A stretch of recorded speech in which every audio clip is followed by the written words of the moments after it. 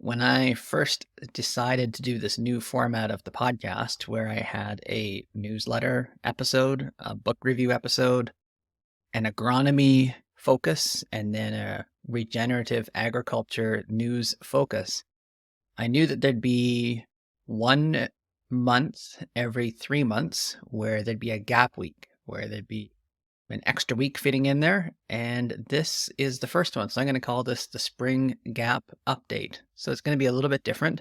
I'm not sure how I'm going to do these every time, but I'm going to do a little bit of just a rundown of how the podcast is going, the business, and what I see in the future.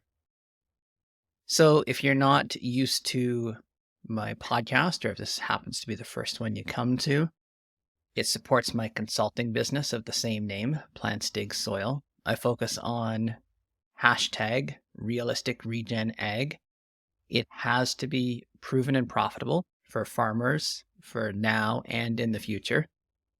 I go free, or the podcast is free, but if you want to go deeper, I have a community. I have an online course. And I also can help anybody who's in Alberta and Canada broadly, but mostly Alberta, get access to funding for their farms. In many cases, that funding is covered by or my consulting fees can be covered by the funding. So get a hold of me and I can help you out. I have consulting, which are anything from a Q&A package to full farm planning. Now, my pricing is reflective of the independent structure of the business. Because I don't sell products, I don't make money off of things that are sold. So I am charging what I consider to be the real cost of advice. And you get it, you use it, you can work with somebody else, you can do it on your own. But once you have the advice from me, that's it. I'm not trying to hold you to a long-term commitment. However, I still do like working with people over the long term. Oh, and one other thing, remote work is possible. It's fairly easy to do now. I can work in person if you're close, or we can do a combination of the two. So let's get into what I want to talk about here. I made a change this past year. I decided in the new year that I was going to try putting out a weekly episode of the podcast rather than monthly. So essentially what I used to do was agronomy focus, or an agronomy podcast once a month. That's still in there, but then I have my newsletter available at the beginning of the month. And then I do a book review because I love reading books, and a lot of times they don't make it into the podcast, but I thought I'd share them as I read them. And then the regenerative ag news, it was getting more and more, there was more and more of it. So I didn't want to, I was finding that there was a lot to put in. So I'm making an entire episode about that. So I also did something different where I am starting to put everything up onto YouTube. And if you're watching or listening to this in Spotify, you'll know that there's a video version of the podcast available. So I still try to make it so that everything is audio, or that anybody can listen to it without having to see the video, but the video there is helpful if you are watching it. I've been uploading it, or trying to get it uploaded, every Monday. I think I'm going to switch to Tuesday so that I can take a fresh look at it on Monday, make any tweaks, and then send it up every Tuesday from now on. One other thing I did was I changed the numbering format, and I think I'm going to go back to my old episodes and change it. From now on, what I'm doing is the first number is the season number, and then the second two are the episode number. I think it makes more sense because then you can, rather than just being a big continuous listing of numbers, you can kind of figure out where we are in the season. I had been using PowerPoint. I started using that because Descript kept crashing on me. I'm trying it again. I'm hoping it's going to work. I haven't been happy with the audio quality coming out of PowerPoint, which maybe makes sense because it's not really meant for that.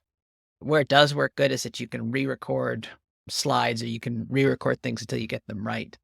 But what I'm finding is it just doesn't seem to work as well as I'd hoped. So Why I have the background up, if you're looking at the video right now of the podcast, is that I thought for this episode, maybe I'd highlight a few episodes that if you haven't been listening for a while or for the last 5 years, then you might want to pick out some of the older episodes. What's particularly relevant right now, this one right here, it was last year. It's currently 0 to 6. I might end up getting that changed, but it's season 4 near the end of it. Cover crops are actually at the beginning of season 4. Cover crops in a drought. And I think it could be an interesting one for people that are trying to get them in place.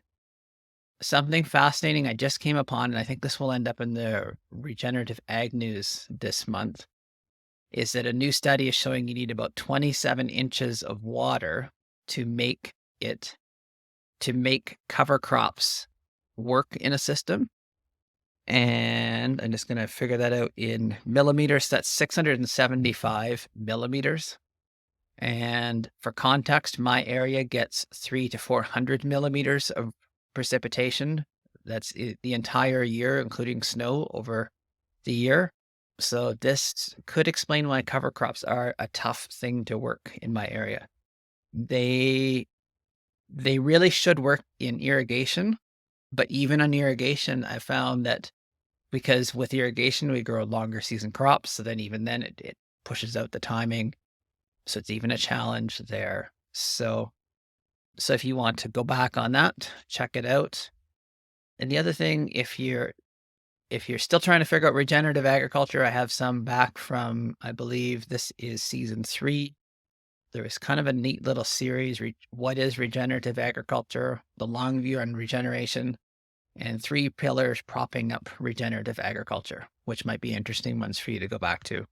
And then at the beginning of the season, or the very beginning, there were some episodes where I did some of the basic stuff, like, thinking about or showing how I did my garden soil or working in my garden, soil health tests, and then even just looking at cover crop mixes and what my thoughts are on those. So that is the episode for this week, the spring gap week episode, I'll call it. I'd be interested to hear what you think of the sound quality as I try it in Descript again. And I will talk to you next week.